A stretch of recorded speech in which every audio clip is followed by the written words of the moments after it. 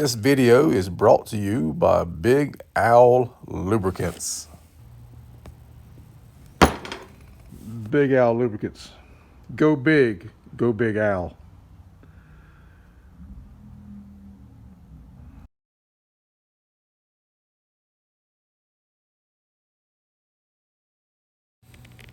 Hey guys, before the video starts, this latest update video, I want to bring to your attention something. After having the motor lock up on the engine stand and had oil coming out of two of the spark plug holes, I was just confused as heck as to what on earth caused that to happen. And so I reached out to David Gore of Gore Motorsports to get him to build the 440 for me. I told him, I said, I'll take the block to you, bring all the parts to you, and you put it together for me. And he agreed to do all that. So he's going to build the 440 engine for me. I'm going to try to get the parts up to his shop next week.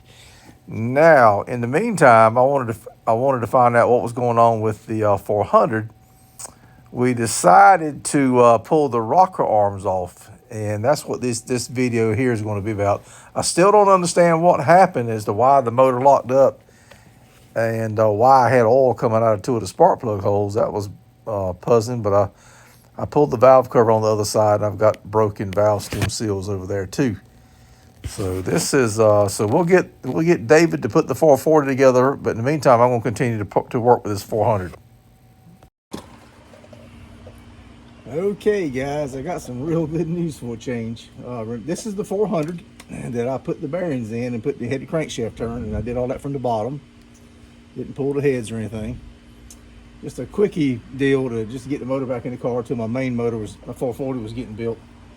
And turned it over like I told you several times. No problems, no issues whatsoever. So I put oil in it and primed it. With the drill, it primed to 52 pounds. Started turning the crank, and as I was turning the crank, it locked up on me. And I had oil coming out of two of the spark plug holes. I thought, well, that's odd. So I pulled the valve cover, found valve seal material all in the valve cover and the head and everything. Went on and pulled the one on this side too.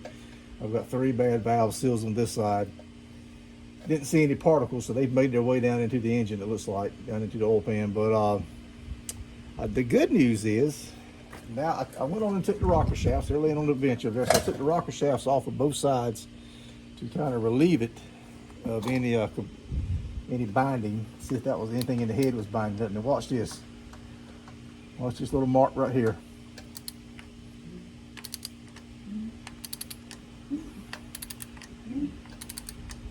See, it turns all the way around and turns with the valves in the closed position now.